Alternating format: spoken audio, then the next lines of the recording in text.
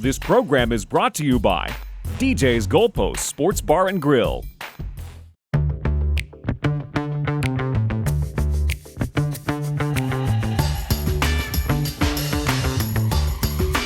Hey everybody, welcome to another edition of the Pip and Dodds Packers podcast. We are delighted to be with you on this early September day. Much to discuss as the Packers are just 2 weeks less from opening up a week from this coming Sunday against those Minnesota Vikings. With the Packers historian John Dodds, I'm Tom Pippins, and of course our prime sponsor is the Sultan of SWAT, a dear friend with a heart that's so big. I'm talking about Don Matovich at DJ's Goalpost. Thankful to have him weigh in, along with a guest who was with us before, and he's so popular, we'd love to have him all the time. Maybe put him on retainer. I don't know, JD. Talking about Colin Lindsay from the Great Blue North Draft Report up there in Canada, and he is just sensational. So with that, we have news that's related to football in Canada, and that's why we wanted to get Colin. And as usual, great gratitude for that. Take it over, JD. Yes, COVID-19 has messed with our sports this year, and it took out March Madness, it delayed the MLB, but now it's messing with football, college football, and pro football. We still don't know. So far, so good. But this week, the Canadian Football League decided to postpone and free up a lot of potential players and prospects for the NFL.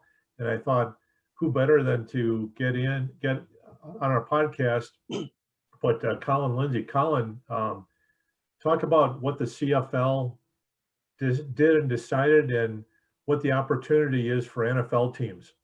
Well, it's kind of very disappointing up here. We've taken it a whole lot more seriously, I think, the COVID business than maybe some of the areas down in the States. Our college football season was canceled months ago. CFL, the problem wasn't so much the worrying about the disease. It was we don't get big TV contracts, and there's just no way in Canada was going to allow 25,000 people to go to a CFL game. So they decided to postpone the season. And what they allowed players under contract to do was to opt out of their contracts and see if they could find a home down in the NFL. A lot have done it. My guess is not very many of them are going to find anything. Most of the top Canadian players are already were already in NFL training camps. They're free to go there in the winter and did so. And of course, most of the players in the Canadian Football League, the American players, been in training camps in the U.S. before, often 2 or 3 times, and they settled in Canada because they're not going to make it in the NFL. You do have a couple of players that may be interesting, a couple of wide receivers, a kid from Calgary, Josh Huff, and Ricky Collins, a kid from Edmonton. He's a big, long, tall receiver with some speed. You got a couple of defensive backs, Brandon Dozier from Calgary. Nick Marshall, interesting player. He plays for Saskatchewan now. People might remember him as the quarterback at Auburn a couple of years ago when they upset Alabama. He's now a really good cornerback, inside safety. He's an interesting kid. Yeah, and maybe the most interesting guy available might be the punter from Saskatchewan, Richie Leon, averaged over 48 yards per punt last year, and there's certainly a lot of punters have gone down from the CFL to the NFL. But by and large, that most NFL teams are worried right now about cutting them down to 53. And it's hard to see anybody in the CFL right now being any better than anybody's got on their 53-man roster. So it's a crapshoot. To me, the more relevant Canadian players are from the CFL are the guys already on the rosters. I think you've got one down there already. Deshaun Adams is linebacker. He played in the CFL last year. He's a great player up here. Whether he makes the final roster there or not is another question. But those are the real players from the CFL who are going to make a difference this year if they do. And the Packers have that wide receiver, Reggie, is it Beggleton? Reggie Beggleton from Yeah. Calgary, yeah, a terrific productive year last year. Again, long, tall player, not the greatest speed in the world, but he's a long strider. He can get deep. I think he had something like 102 pass receptions last year, which is not that great in the CFL. I mean, there are half a dozen or so that will go over 100 each year. But yeah, he's an interesting kid, and again, somebody who probably more likely, if he's going to make it, is going to make it on your practice squad and maybe develop a little bit. But again, you have a couple of kids down there who probably more likely than anybody you'd sign at this point in time to make your final roster.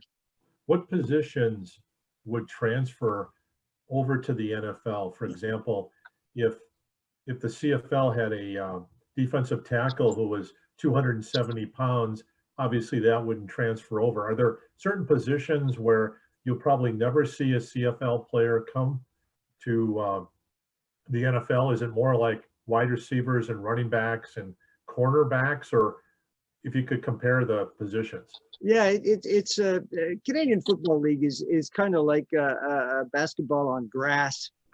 It's you only have two downs, and some teams do run, but it's a pass, and it's a good training ground for the National Football League in the sense that for quarterbacks, basically what you do is you send out six receivers. You have the extra man in the league, and you keep five blockers in. Quarterback, his job is to find the open man and get the ball to him. Receivers learn how to run routes and get open. And of course, on the other side of the ball, you've got rushing the passer, and you've got guys who cover. So in that sense, it's a pretty good training ground for the NFL. So you're really looking at, as I say, wide receivers, cornerbacks. You do get the odd offensive lineman will go down to the NFL. Again, you have to pass block in Canada. But most of the offensive linemen in the Canadian Football League are actually Canadian citizens. So most of whom will have played in Canada and don't really have the kind of experience they have in the States. But probably on balance, wide receiver, cornerback are the two positions most likely you're going to find moving down. And even at cornerback, you're probably going to take a cornerback and shift them over to safety kind of a thing, a slot safety kind of a thing, because they don't generally have the kind of speed that you need in the National Football League. I would ask this then, from your perspective up there, Colin, how do you see in the time that has passed since we were together on draft night, for all that incredible material that you shared with us, how do you see the NFL season unfolding in these 2020 times of COVID? I think it's probably going to work okay. We have some other experiences going on now. I mean, you have the NBA and the NHL are working fine right now. I mean, they're in the bubble, but you have Major League Baseball. You have professional soccer over in Europe. They seem to be operating, reasonably successfully. And I would think that the NFL, obviously, they're following things out pretty well and kind of know what's coming. I'm hopeful that we'll be able to get in a full season and without too many problems. My greater concern is college football. Far as just stepping back a little bit from being a sports analyst to somebody who pays attention, there's really no business. Colleges in the U.S. have no business whatever in the middle of a pandemic trying to play football, a sport that puts everybody at risk. And I'm just afraid that the season there is going to be just weird. Players are going to opt out. Players are going to get sick. I mean, what happens if, the night before Alabama is to play LSU, somebody in the Alabama quarterback room, comes down with the COVID, and they got to sit out all their quarterbacks. I'm just afraid that it's going to be a really, really weird season. On top of everything, the fact that you got 3 power conferences playing and 2 not, very, very strange. But I think the NFL is in good shape, and hopefully we'll get in the full season. And unless something really bad happens elsewhere, that I'm hopeful that we should be in pretty good shape there. Mm-hmm. Well, Colin, you're talking about the Canadian Football League, and as a Packer fan, I'm still bitter about two players leaving the Packers and signing with the Canadian League. One was Jim Stillwagon, Yes. the linebacker from Ohio State, 1971. And the other one was, and this one sent shockwaves through the Packer franchise and probably did more. Losing this player did more, bringing the Packers to the 20th and 21st century in terms of dealing with players and really upgrading everything they had. They lost Bruce Clark, the fourth pick from Penn State, the fourth overall pick, defensive lineman. I think was it Toronto or was it Toronto. Well, Toronto is the Toronto. only team that Toronto's a big city. Put them in the United. If Toronto was in the United States, it would be like the fifth or sixth largest metropolitan area in the state, and I think that's where Jim Stillwagon went to. So they had a fair amount of money to deal with stuff like that. The irony in the Canadian Football League, they have largely been a terrible team, pretty much throughout my life. And for whatever reason, but yeah, they've had a lot of money to throw at players, so yeah, they did sign those two guys. I think Clark was an American, but I think Jim Stillwagon was in fact a Canadian, Okay. which kind of helped with his impetus to come up here. But we're not going to see a whole lot of that kind of stuff in the next little while. Yeah, Bruce Clark was a chef, and that's what he wanted. He wanted to start. He wanted to be a cook, and Green Bay drafted him fourth, and he flew into Green Bay, and nobody met him. Then he took a cab, I think, to a Denny's, and some of the Packer people were late, and they walked around the Denny's. Or if it wasn't Denny's, it was another small one, and he was kind of bored, and then Toronto had his rights. They brought him into Toronto and they knew that he loved to cook. So they brought him to the top restaurants and brought him to the kitchens behind. He was totally impressed. So he signed with Toronto instead of the Packers. So the Packers had the fourth overall pick. And he played there probably 3-4 years, and he went to New Orleans. And New Orleans traded a number one pick back to the Packers for that. And it ended up to be Tim Lewis, the cornerback, who was a very good player. They drafted him in '83, I believe it was. But that Bruce Clark, I remember the media coming down hard on Bart Starr, because if you're building through the draft, you got to be able to market to the players. And I think that thing did more. That losing him did more to, they then worked hard and they made it seem like they had to recruit every player after that, kind of like it was a college campus coming into a college town, Green Bay, and putting their best foot forward no matter who it was. Yeah, no, interesting story. I would say right now that from what I know of the Packers, they don't have to do a whole lot of recruiting right now. You hear across the NFL, it's a not a big city, but people just love to go up there, and the atmosphere is great, and you can really focus in on football and things of that. It's not going to be everybody's cup of tea, but I'm guessing in terms of where players would like to go, it's pretty high on the list of most players around the league these days. Plus, they have $560 million in the bank in cash. So that's something they can fall back on if an Aaron Rodgers ever had to leave. Jerry Jones isn't going to, with the hard cap that the NFL has, they're not going to be able to steal an Aaron Rodgers. So the Packers will always be competitive. And thanks to really Bob Harlan, when they expanded Lambeau, they basically made it a destination. So they make money 365 days out of the year with weddings, with meetings, with businesses coming up there. So they've done a great job, keeping Green Bay on the map, and just in the development around the place is really helping both Green Bay and the city. So it's interesting. It's a great story, and it's been managed really well, luckily. Well, if JD said it was a Denny's, Colin, I guarantee it was a Denny's. One of the great Bruce Clark stories, but this is what you get from John Dodds, the Packers historian here on the the Pip and Dodds Packers podcast. And we are delighted again to have Colin Lindsay of the Great Blue North Draft Report. He was fantastic during the draft. And I think back to Bob Harlan, as John mentioned, Colin, one person changing the fortunes of a once proud franchise that had hit rock bottom. And then that begot, of course, Ron Wolf. And then you have Mike Holmgren coming in. The next thing you know, a trade for Brett Favre and Reggie White. And it's absolutely incredible, isn't it, how the timing and just one individual can turn a franchise around, just put it right on his back. And Bob Harlan can't get enough credit for what he did, including the expansion of Lambeau Field. Oh, absolutely. You have to be a little bit lucky along the way, but certainly, the Packers are just one of the flagship franchises in the National Football League, and you guys are really lucky to have them up there. You said it. You said it. I see Don's back. Don, do you have a question at all? I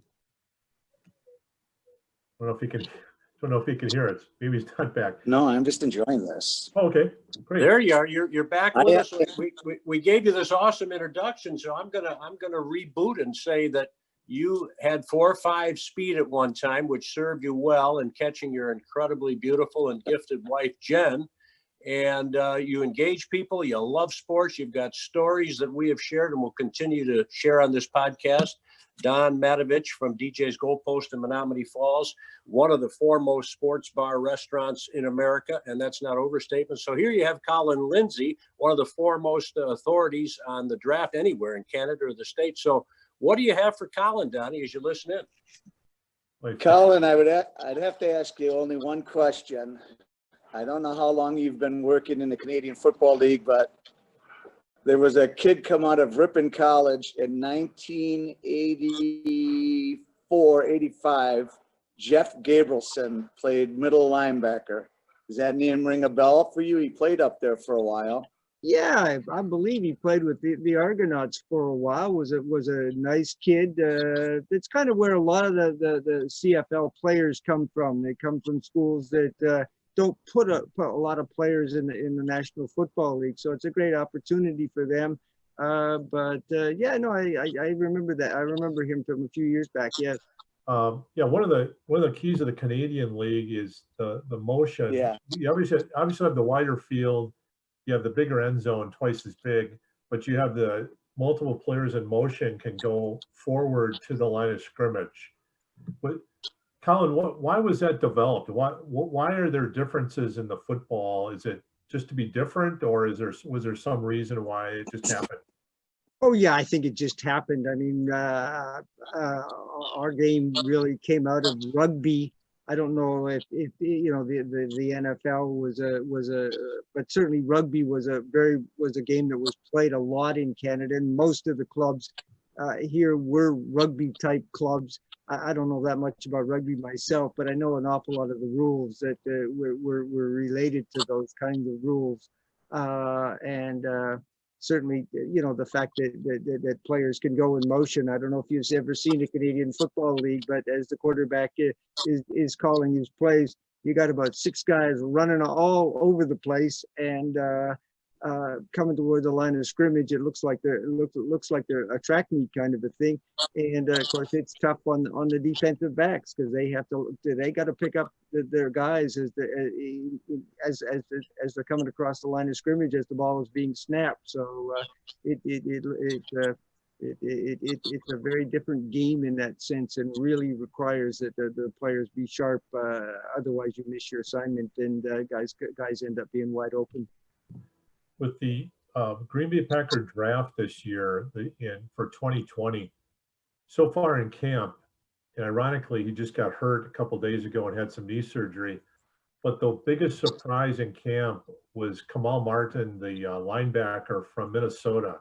He had knee surgery on his right knee in December, and he kind of fell down. Was he possibly a 3rd-round pick that fell into the 5th round? Is that what you? Yeah, oh, absolutely. That's where you would have expected him to go. Would have been closer to the second day. He's got good size and he had pretty good speed. Was a very productive player with some pass rush abilities. And if he had not hurt his knee, you would have considered him to be closer to a second day type player. And certainly I was picking up some vibes that he was having a really, really good camp, and was the kind of the unsung hero of their draft class so far, and certainly the one who was maybe going to make the biggest impact this year. So unfortunately, he's injured again. Hardworking kid, good character kid, and you figure if anybody can come back from another one, in another injury like that, it would be him. But again, a tough break for a kid that had more than his share of tough breaks of late. There was another player in the 7th round, Vernon Scott, defensive back from TCU. He ran a poor 40 time, and he dropped, but he's been very good. And all of a sudden, you haven't heard much from him. So whenever I hear about a guy and then I don't hear about him, I'm always thinking they're going to stash him, or they're trying to do something just to keep the get him to the practice squad if they can. Yeah, the rules have been because of the pandemic, they've been kind of liberalized. You can now have 16 guys on your practice squad. You can bring 2 of those guys and put them on your full-time roster every week, and dress them and play them. And I think one of the more interesting things is you can protect 4 of those guys, because right now, or previously anyway, anybody on a practice squad could be signed by anybody. But this year, just again, largely because of the pandemic, you can protect 4 guys on your practice squad that nobody else can sign. You've got them, which is kind of an interesting whatever. And I would think that if Vernon Scott doesn't make a final roster, he'd be one of the guys who would certainly be in that category that you'd be considering to do that to. Colin, we talked about the draft class back in the day with you, and we said, look, you just have to wait and see. It might take 2 or 3 years.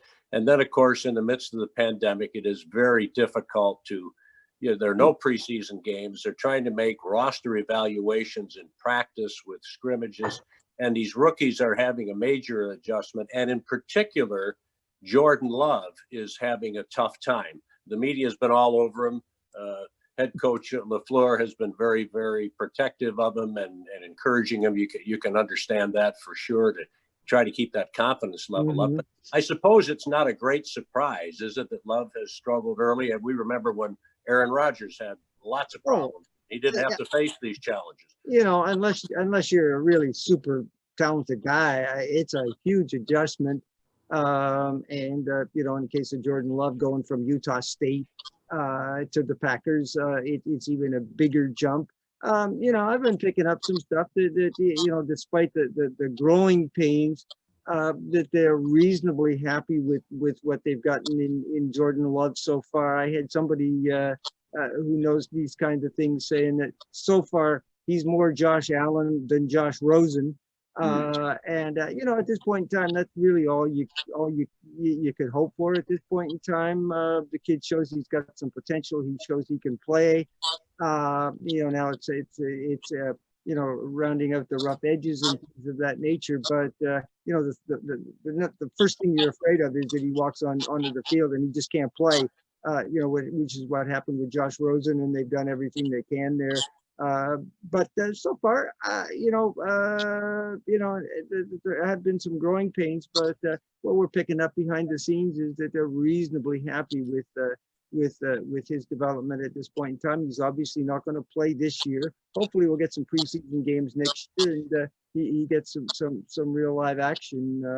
He's a quarterback chosen in the latter half of the first round, and you expect him to have some growing pains.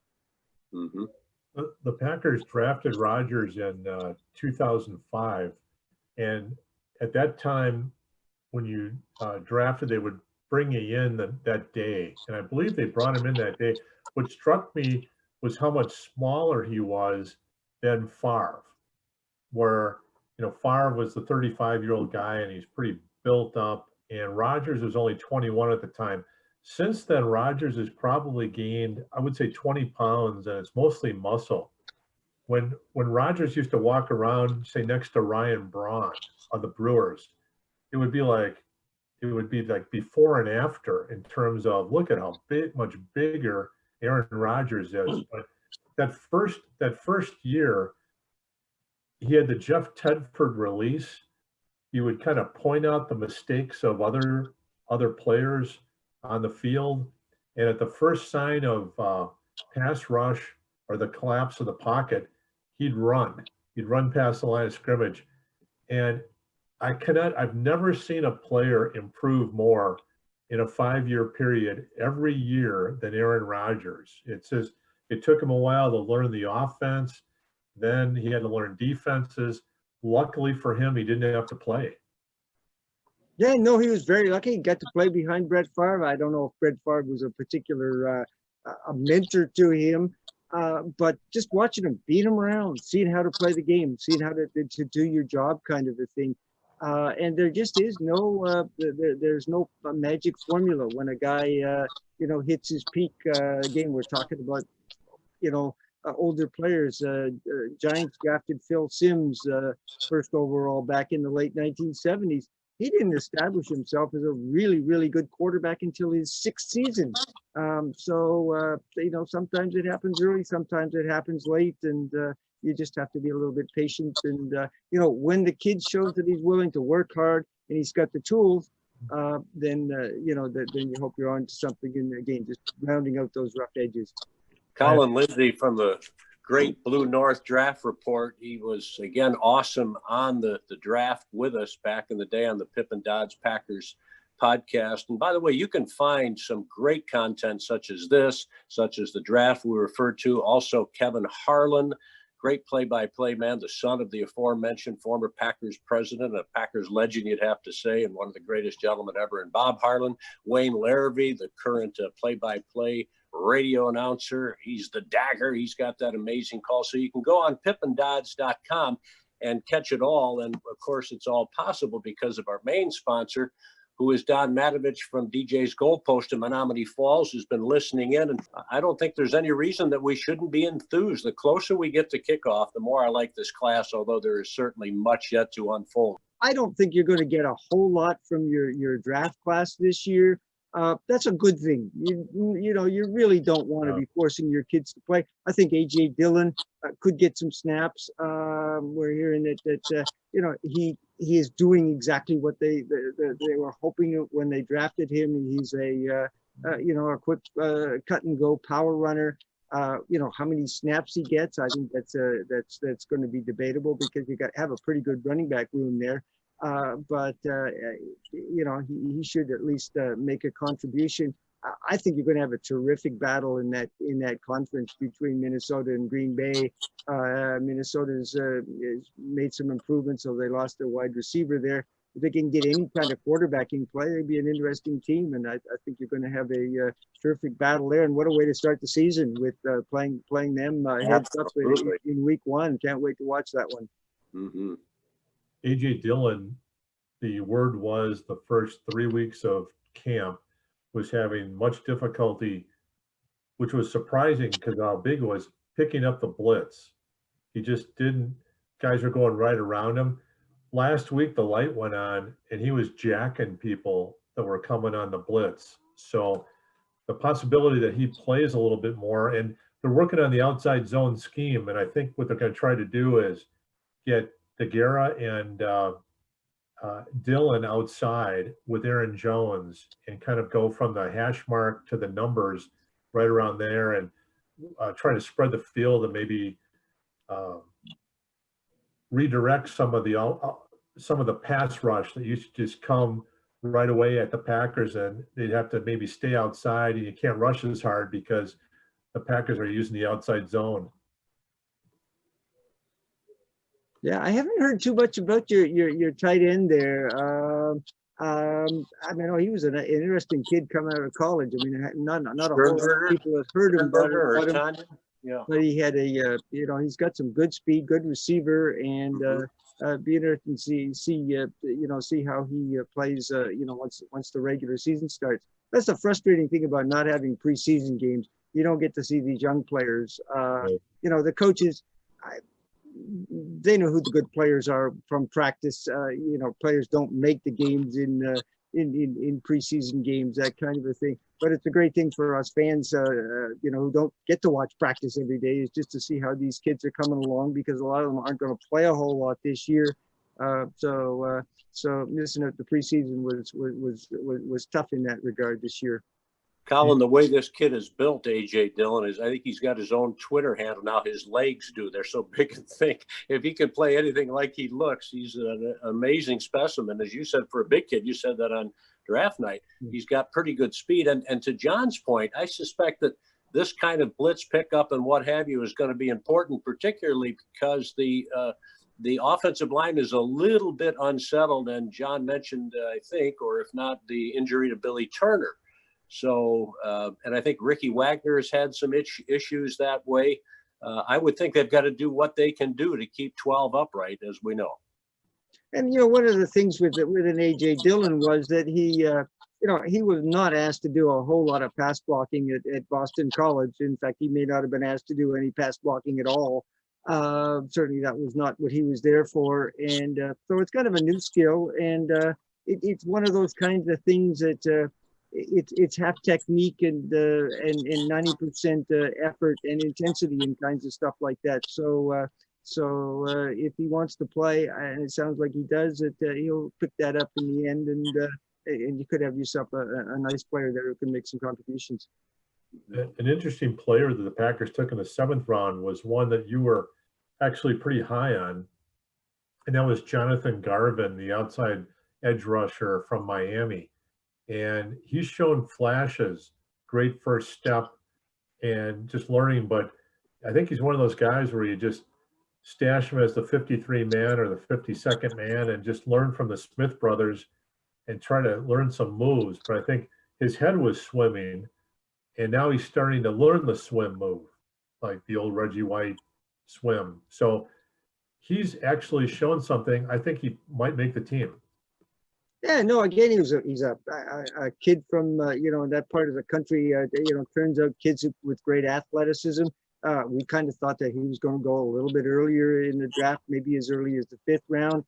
I'm not quite sure why he dropped down a little bit, but I thought at the time it was a great pickup in the 7th round. I'm always intrigued by the NFL draft, as you know. In my year, it's Easter, Christmas, and the NFL draft selection meetings. Those are my big three. But if this year is going to be incredible in that if college football is delayed till next year, you're going to have the top elite players are going to take a pass, just like all the best players do in the bowls. They sit out the bowls. So this is going to be a year, talk about a crapshoot in terms of, normally the draft is uncertain, but if you look at, say, last couple of years of just in any normal year, a 3rd round pick has a great senior year and goes into the 1st round. You're not going to have that. So that means you could be getting a 1st round talent in the 3rd, 4th round this year that just didn't get the exposure. Yeah, no, it's going to be the scouts and whatever, they're going to make their money this year. The other possibility is, you take a kid in the 1st round based on a little bit of play as a redshirt freshman, and he kind of goes bust over the course of the season, and you end up not getting as good a player. It's kind of interesting. You look at the 2019 season, he had Joe Burrow come from nowhere to be the number 1 pick overall. But other than that, most of the players in the early going were at least, reasonably well recognized prospects. It was really the number of players who kind of were top 10, top 15 guys who by the end of the year had kind of dropped into the 2nd, 3rd round area. you find a half a dozen to a dozen of those kind of guys. It is going to be a tough job. And as John said, especially for the Big Ten, the Pac-12, if they do play in the spring, the odds are that most of their top players are not going to play. And you've already seen it, with the players who are going to play. Right now, we have something like half the guys in our top 30, which we haven't published, have already opted out and are not playing this year and are already preparing for the NFL draft. So you're right, John. It's going to be a very strange season, and the draft is always a lottery, but it is going to be a real crapshoot this year. Colin, from the standpoint of your draft report, then, how are you approaching it? As you point out, what a challenge. Some of these kids they have mileage, so you've been able to evaluate them, and I suspect you can rely heavily on that. But some of these kids who will be great talents, we may not get a chance to see. So how does that impact how you operate, you and your staff? Well, you do the best you can, and we grade our players in part on what we see, but actually what we do is spend an awful lot of time talking to people we've met around the National Football League, and that fact is, I'm not sure anybody should care what a guy working out of his basement in Ottawa, Canada, thinks about a player. What we're trying to do is find out or figure out, how NFL teams regard them. So we can still do that, although it's obviously going to be a problem for NFL teams. I mean, you take a kid who was maybe a redshirt freshman last year, was a backup. This year, he's going to be a starter at LSU or Alabama or a school like that. And now, of course, they're playing, but in some of these schools which aren't playing, you're not really going to know, whether the kid can play or not. So it's going to be a challenge, but it is what it is, and you're just going to have to be creative in how you evaluate your players. You reminded me of a story from 1995. The NBA draft was held in Toronto because the Raptors, that was their first year. They were an expansion team, and it was being held in Sky Dome.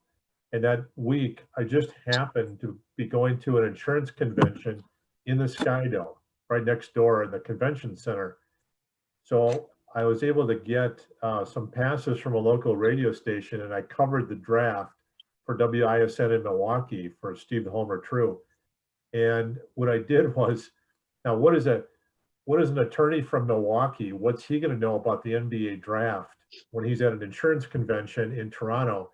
So what I did was I went where the free food was for the media. And so I went there, and I had my list, and I just spoke to all the media from all the cities and said, what do you think? What are you doing? And I pretty much had a mock draft for round one. Mm-hmm. So it's not what you know, it's who you know. And if you're contacting pretty soon, and I know you have earned respect over the years for the information you provide, and for I know scouts would be willing to share something with you because they trust you and trust the people that work with you. But that's what reminded me, where Homer's like, how did you come up with this stuff? This is fantastic. And I said, well, it's just a gift. When it's the gift of knowing where the media is, where the free food was, and just get the info from the media trough. It's a good story. Colin, when the movie comes out on John Dodds, or certainly the book, I just hope we get a mention. I remember Tom Piffin's kind of part of the Pippin. I'm not quite sure. Did you do the weather back in the day? Certainly, you deserve a mention. I'm still blown away by John's memory of all these events. I mean, I remember them vaguely, but to quote the year and the time and all that stuff, it kind of blows me away. Well, thank you. I was thinking maybe Brad Pitt, just to throw in a name there. Pippin. Absolutely. Maybe not. Yeah. That's very, very true. I think that would work.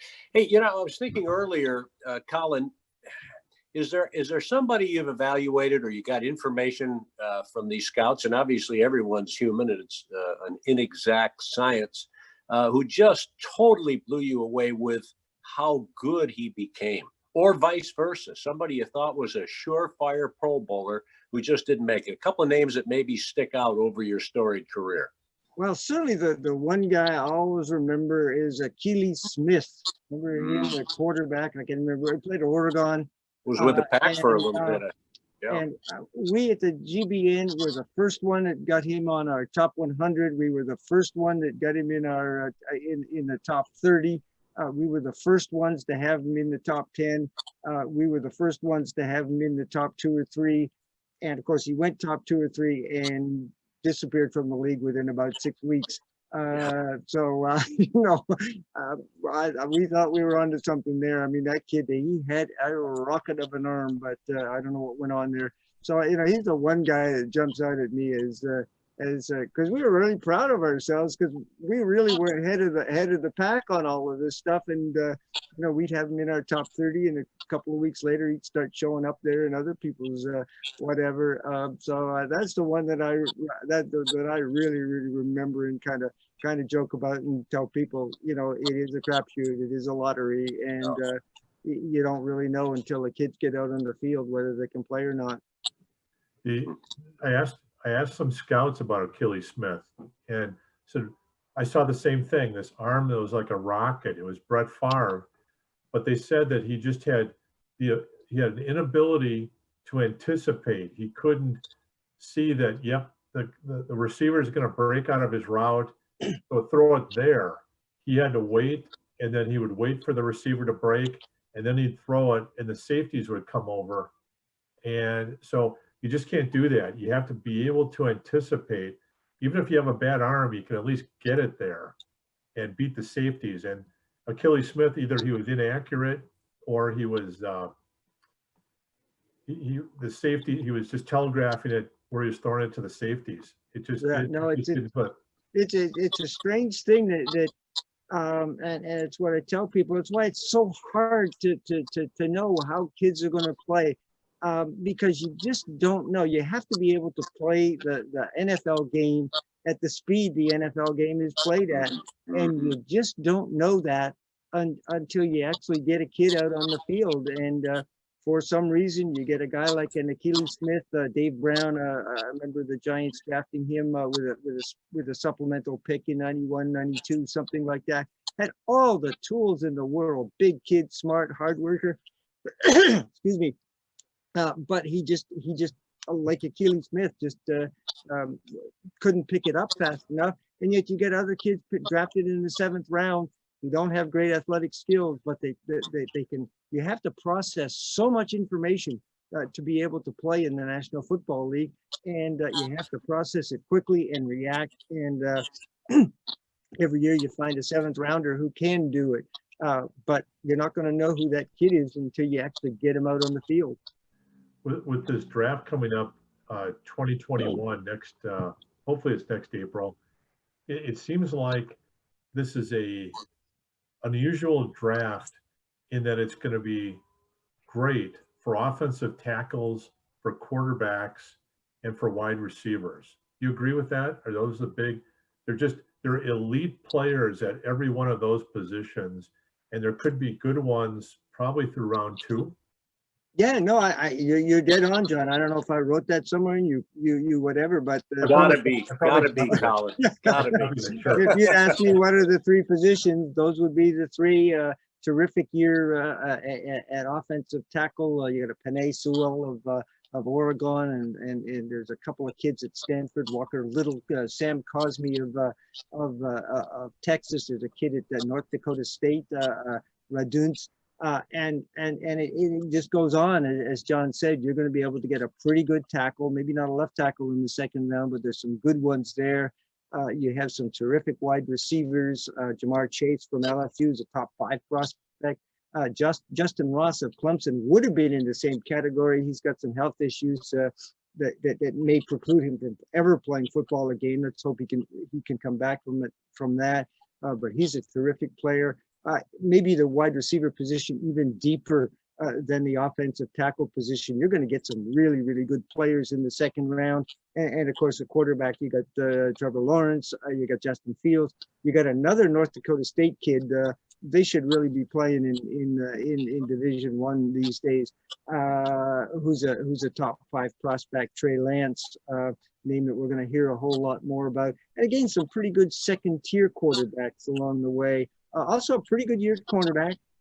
Pretty good year at edge rusher, in the fact that there's some decent players there, but you don't have the same kind of upfront talent, and certainly not the depth at those two positions. Maybe the best defensive prospects are Greg Russo, defensive end from Miami, and Micah Parsons, a linebacker from Penn State, who's just a terrific playmaker. But it's more of an offensive draft this year than defensive. In some. That fits perfectly the Packers' needs. As I see them, their weakness is probably offensive tackle and wide receiver. You need to get an elite wide receiver, because Devontae Adams, it's about time that he's on the second half of his career. He's had a great career, but you need to find an elite wide receiver. But then offensive tackle, Bakhtiari, is about the same age, and he just got the big gamble is they went on from Brian Bulaga. So Nelson's going to be Wagner. Wagner will be at the right tackle, Ricky Wagner. And so offensive tackle and wide receiver fit the Packers perfectly next year. And it's always, you got to be lucky to be able to draft into the strength of the draft so you're not reaching. Yeah, no, that's exactly what you want to be doing. So they'll be in good shape, and you should be able to get wide receiver is really, really deep that you can feel pretty confident. I mean, we have to assume at this point in time the Packers are going to be drafting pretty deep in the draft order. Certainly, late second round, you're still going to be able to get yourself a pretty good wide receiver. So maybe you look at the offensive tackles in the first round, especially if you're looking for somebody on the left side, and then pick up a wide receiver in the second round. Would be a really nice haul. Yes. Yeah, the Packers have 10 picks. They have 3 comp picks. So they have picks, I think it's in the 4th, 5th, and 6th. They have extra picks. So, and who knows, this is the year again, day 3, without some of these players that might have been day 2 players might fall into day 3 without the exposure. Who knows? I mean, it could be really interesting. This would be one of the more interesting drafts ever, I think. Oh, it's going to be really interesting. A lot of boomer bust type of picks, I would think, that teams taking below a flyer on a kid that they don't have a whole lot of tape on, but he's got some athletic skills and things of that nature. The other thing that to talk about is, I'm worried about how you're going to run the combine, how you're going to run the all-star games. Are we going to have some more problems like that, over the winter? Yeah. So if you don't have a season and you don't have a combine, it really is going to be kind of throwing darts at a dartboard, even more so than it usually is. But it's going to make for an interesting next 6 or 7 months, no doubt about it. You always go down to the Mobile game. I used to go. Now I have a guy who actually comes from your area up there, Pigskin Paul Gwinnett, who lives down in Orlando. And Okay. He's my associate editor, and a little bit easier for him to drive over. I have it on my bucket list to go back there one time. I mean, it is they're changing stadiums, but it was just a whole lot of fun. You sit up in the stands, you got scouts right next to you. You look down, and there's Bill Belichick and Bill Parcells 2 rows down in front of you, just having a chat kind of a thing. And I actually had a chat once with Jerry Jones. He was sitting up in the far deck watching some players, and I walked by him and asked him if I could ask him a couple of questions. Amazing thing, he was the most polite, compromising, accommodating guy. I was stunned, given his public persona. But yeah, it's a really neat kind of experience, because you're just out there as a media guy, walking around, and the NFL people are you're bumping into them all the time, and it's kind of a neat experience. I learned in 1989 never to underestimate Jerry Jones, because the Packers had beaten the Cowboys. I want to say it was like 30-10 in Lambeau, and Troy Aikman was a rookie. So this is 89, and I went down to the locker room, and Jimmy Johnson was doing the interview, but before he came out, Jerry Jones was kind of holding court, and I didn't realize that he has his own little press conference. So he had a press conference, and then Jimmy Johnson came out, and I thought, what a bonehead move, firing Tom Landry and hiring Jimmy Johnson. This team is not going to win one game this year. And about a week later, they traded Herschel Walker to Dallas. And the whole thing went, and nobody knew this at the time, but when Jimmy Johnson was coaching Oklahoma State and then Miami, he knew all these 14-year-old, 15-year-old, 16-year-old, 17-year-old guys. So when they became 21, 22, 23, he knew Leon Lett. He knew all these guys. So he took them, and he probably knew more than any coach probably in that generation as far as in terms of knowing top players from Florida and Texas and Oklahoma. And boy, did that in my era of the Packers from 79 to present, those Cowboy teams of 91 to 95, those were the best teams I've seen. They were very good teams. I mean, there's no question about it. They were certainly very talented with Emmitt Smith and Aikman and Irvin and all those people. Certainly as good as it gets. And yet Jerry Jones, my understanding was that he had fired Jimmy Johnson a few years later because he felt Jimmy Johnson was getting too much of the credit for what's going on. And now, of course, you got the Cowboys with Mike McCarthy there as their quarterback. I mean, you looked at that team the last couple of years and you said, how in God's name could they only be a 500 team? Because they look like they've got an awful lot of talent. That the conference isn't all that good, or at least the division isn't all that good. I'm not quite sure why they haven't been a better team.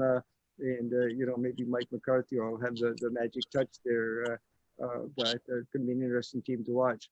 Colin, if you'd have put the egos aside, I wonder how many Super Bowl crowns that Jimmy Johnson could have won for Jerry Jones. It's very unfortunate. At least from a Cowboys fan's perspective. How do you think McCarthy's going to do there with all that talent?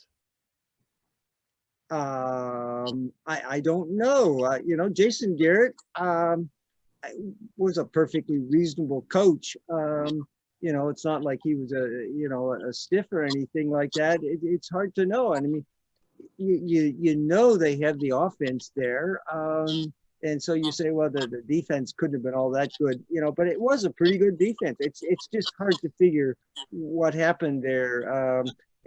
Certainly Mike McCarthy is a good football coach, and if he gets a little luck there, and if Jerry Jones gives him a little bit of a leash, I kind of expect them to be a pretty good football team this year. But you just never know until they actually go and play the games.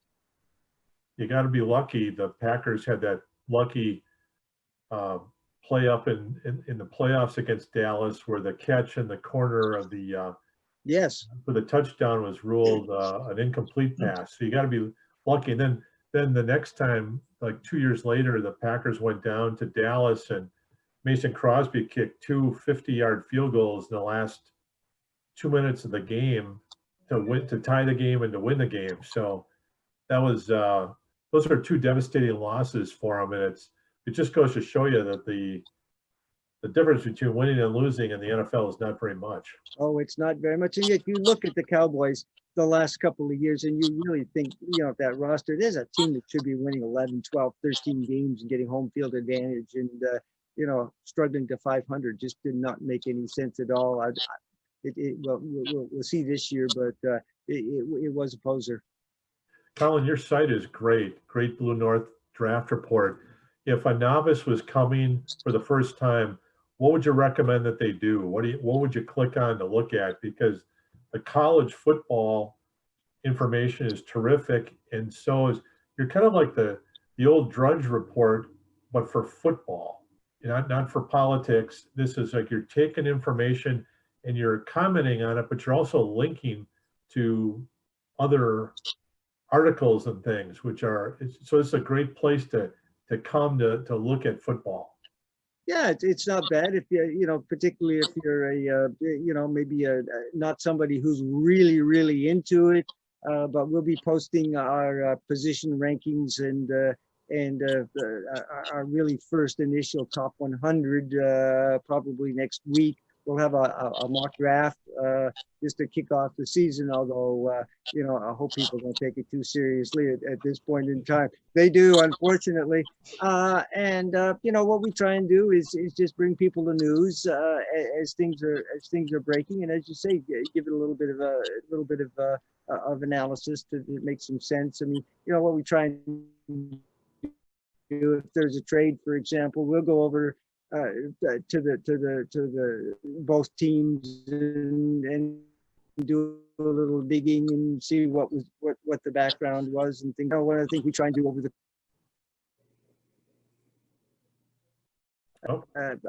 we'll be providing players to watch in college football for a lot of NFL.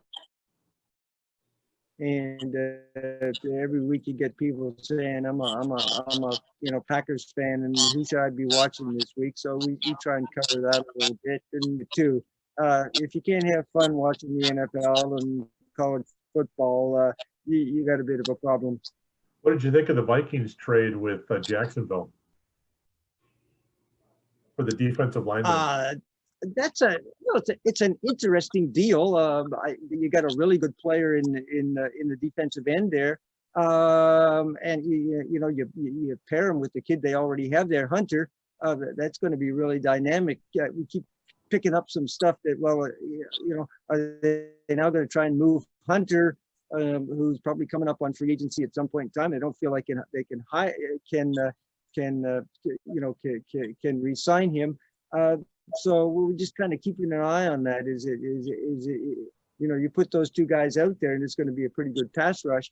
But if it was more of a precursor that they're going to have to let Hunter go, Ngui is not as good as Hunter is, and so we'll watch that one. And with the Vikings, I mean, they traded away their receiver last year or this spring, and people around the NFL just still scratching their head about that one.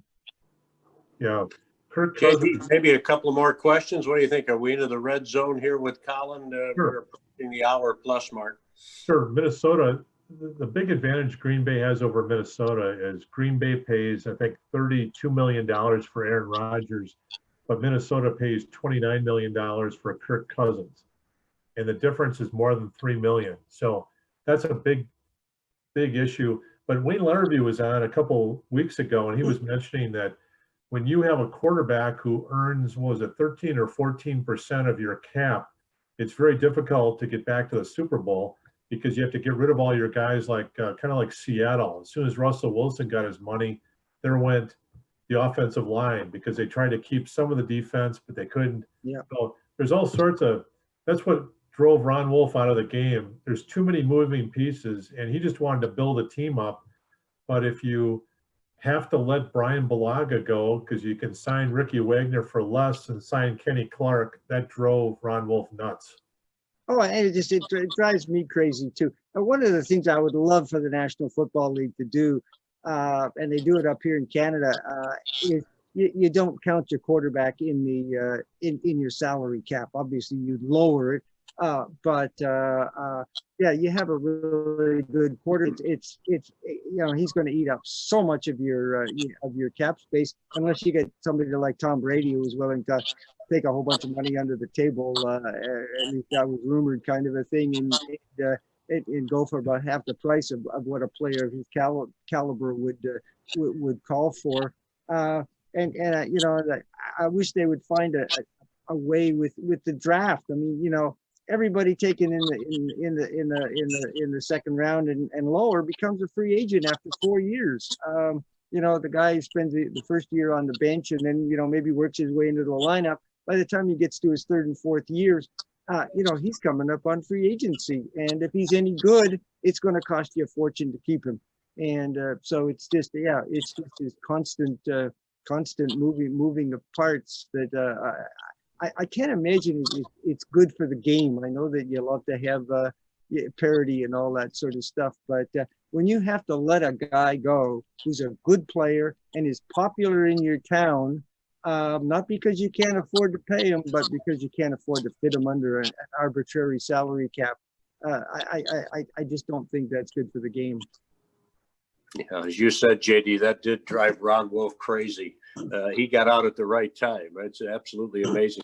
This is the Pip and Dodds Packers podcast, pipandodds.com. You can go to and get great interviews, such as the one right here with our friend Colin Lindsay from the Great Blue North Draft Report, regaling us with stories along with John Dodds. We're brought to you by our good friend Don Matovich, our feature sponsor at DJ's Goalpost in Menominee Falls. Special thanks as well to Mark Frederick Packaging, Pat Horn, and of course, Professional Construction, Inc. They were first on board. Mike and Michelle Grau, they do fabulous work in homes, residences, commercial as well in Waukesha, and we are forever grateful as they step to the plate early. JD, a final question maybe for Colin as we get ready to wrap her up. Well, I guess the final question would be in the 2021 draft.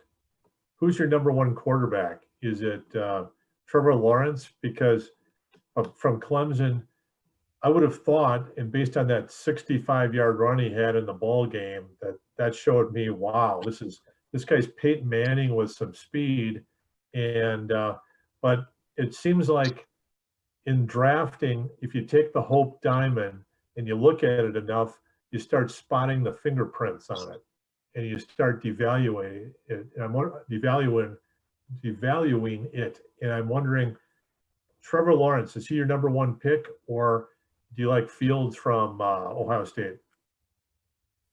Oh no, I mean Trevor Lawrence is at least as a prospect is the gold standard. I mean, people are talking about him as being up there in the same category as Andrew Luck, and it would be a real shock if he didn't go first overall. I mean, you have the possibility of injury and things of that nature, but he's the complete package. He's got the size, he's got the arm, he's got the work ethic, he's got the the love of the game kind of stuff.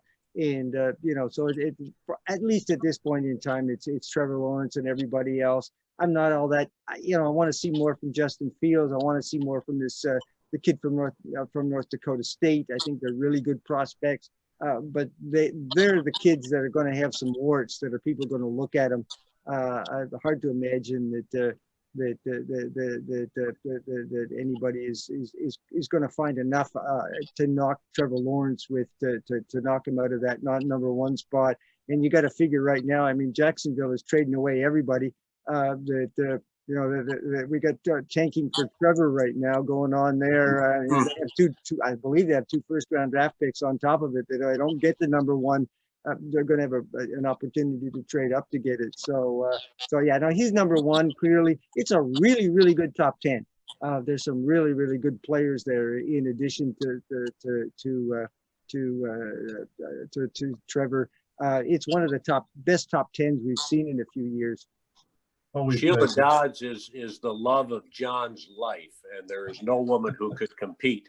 But I think he has a man crush on Trevor Lawrence. You would admit to that, wouldn't you, JD? I would say that if the Packers had a bad year, sometimes you just have a bad year, and you finish for whatever reason, Aaron Rodgers can't play, and you have to put Love in and force feed him, and you have 2 wins. This is the year to do it. This would be the year. Yeah. No. So, and after this year's crowd, there's some good young quarterbacks coming along in college football, but we've had a real run of some really, really good quarterbacks. And, you look past this year and as I say, there's some good young ones coming along, but not that kind of quality that we've seen over the last 3 or 4 years in terms of in terms of quarterbacks. So yeah, this would be the year to if you're going to tank. This is the year to tank. Tank for Trevor. I like that. That's I could get behind that. Yeah.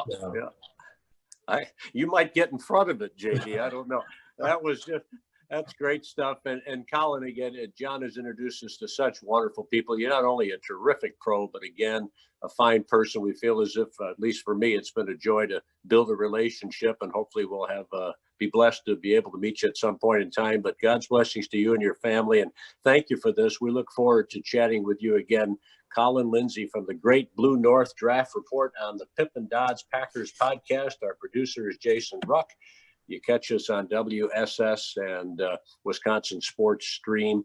And we are obviously, again, very grateful to Don Matovich, who was with us for a time, our feature sponsor at DJ's Goalpost in Menominee Falls. JD, any final words? Just that we're improving the website Pip and Dodds every week, and we're going to be able to have some exciting things. Keep checking, and if you want to leave your email address and be kept informed as to our future guests, please do so. All right, wonderfully done. Colin, again, thank you so very much. My Thanks, pleasure. And, please give me a call anytime you want to talk a little draft and college and pro football. Love doing it. Well, you're a blue chipper on the Great Blue North Draft Report. Thank you so much, Colin. Take good Take care, guys. JD, thank you. We'll do it again. Thank you.